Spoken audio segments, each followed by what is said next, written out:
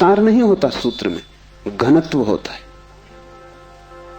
लंबा नहीं होता सूत्र, बड़ा छोटा होता है, जैसे छोटा सा बीज होता है, उसमें सारा वृक्ष समाया होता है। जैसे बीज है ऐसा सूत्र है।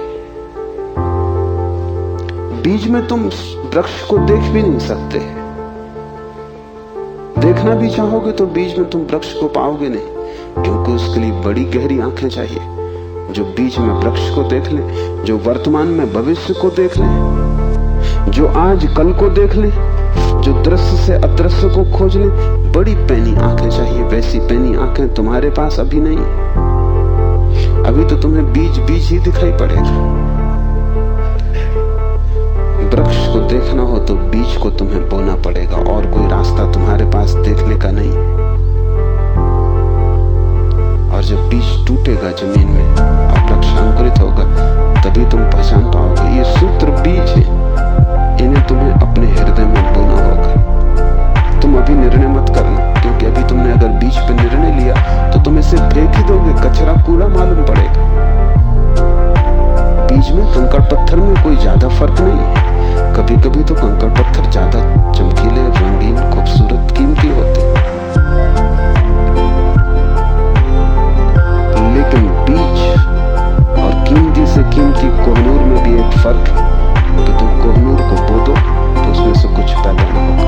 वो कीमती कितने ही वो मुर्दा है, उसका मूल्य ना समझ कितने ही समझते हो, लेकिन जीवन उसमें नहीं, वो लाश है। और बीज कुरूप भी दिखाई पड़ता हो, कोई उसकी कीमत भी ना हो, लेकिन उसमें जीवन छिपा है। तुम उसे बो दो, उससे विराट वृक्ष पैदा होगा। और एक बीज से करोड़ों बीज लग जाएंगे। एक छोटा सा बीज इस सारे विश्व को पैदा कर सकता है, क्योंकि एक बीज से करोड़ों बीज पैदा होते, फिर करोड़ों बीज से, हर बीज से करोड़ बीज पैदा होते।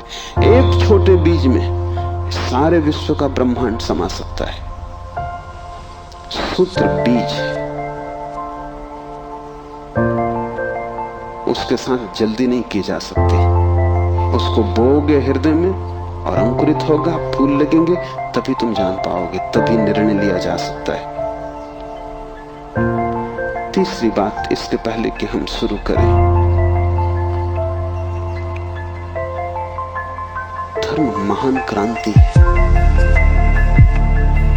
धर्म के नाम से तुमने जो समझा हुआ है उसका धर्म से ना के बराबर संबंध है। इसलिए शिव के सूत्र तुम्हें चौंकाएंगे भी, तुम भयभीत भी होगे, डरोगे भी, क्योंकि तुम्हारा धर्म डगमगाया।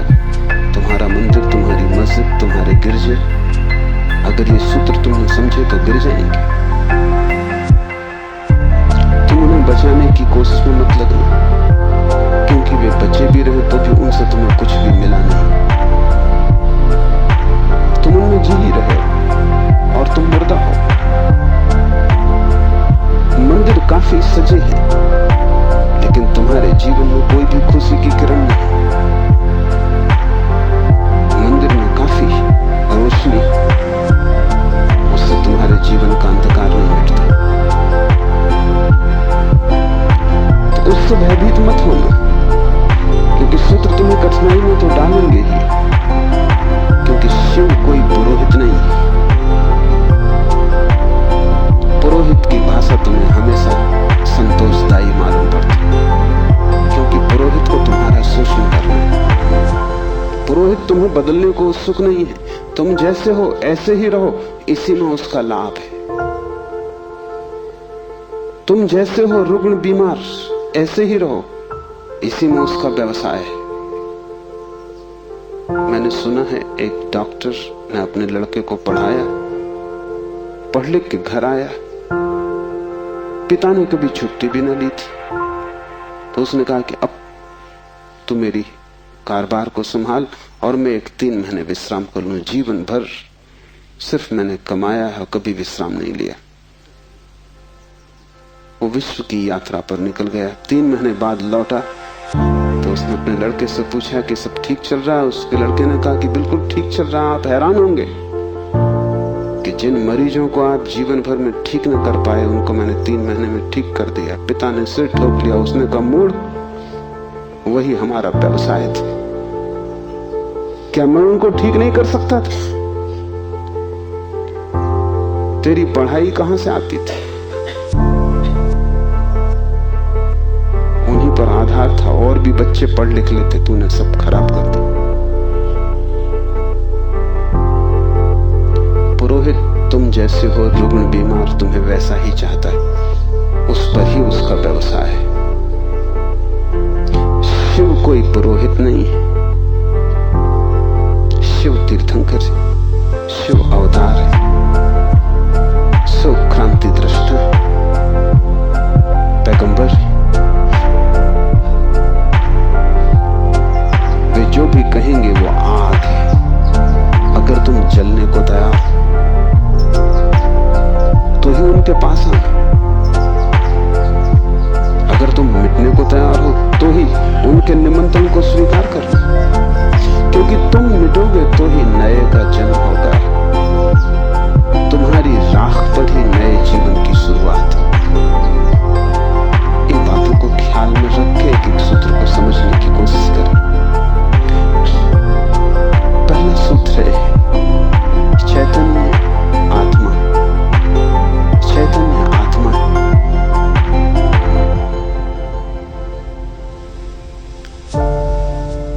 चैतन्य हम सभी हैं, लेकिन आत्मा का हमें कोई पता नहीं चलता। अगर चैतन्य ही आत्मा है तो हम सभी को पता चल जाना चाहिए। हम सब चैतन्य हैं,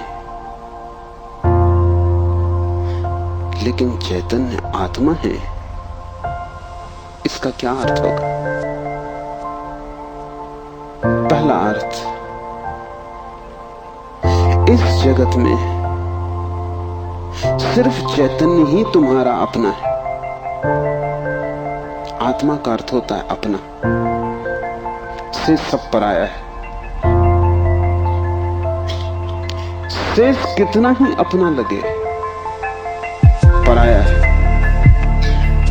मित्र हो, परिजन हो, परिवार के लोग हो, धन हो, यश, पद, प्रतिष्ठा हो, बड़ा साम्राज्य हो,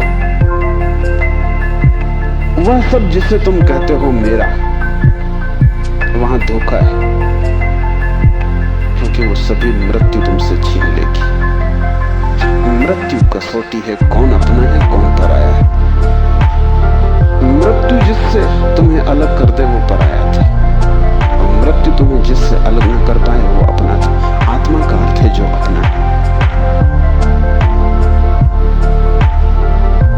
लेकिन जैसे ही हम सोचते हैं अपना, वैसा ही दूसरा प्रवेश कर जाता है।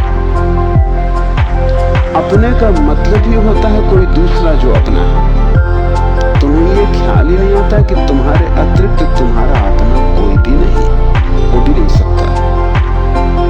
और जितनी देर तुम भटके रहोगे इस धारा में कि कोई दूसरा अपना, उतने दिन व्यर्थ गए, उतना जीवन अकारण बीता। उतना समय तुमने सपने देखे, उतने समय में तुम जाग सकते थे, मोक्ष तुम्हारा होता। तुमने कचरा इकट्ठा किया।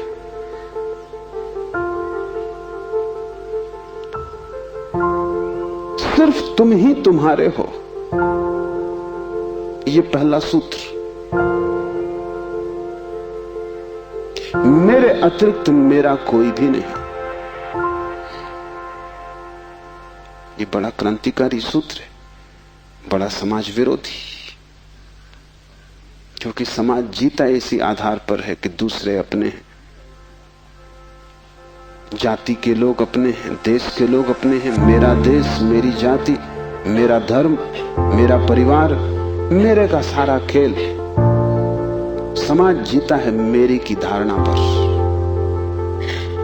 इसलिए धर्म समाज विरोधी तत्व है।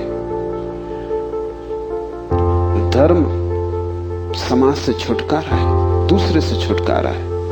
और धर्म कहता है कि तुम्हारे अतिरिक्त तुम्हारा और कोई भी नहीं। ऊपर से देखने पर बड़ा स्वार्थी वचन मालूम पड़ेगा, क्योंकि ये तो ये बात हुई कि बस हम ही अपने हैं। तो तत्क्षण हमें लगता है ये तो स्वार्थ की बात है।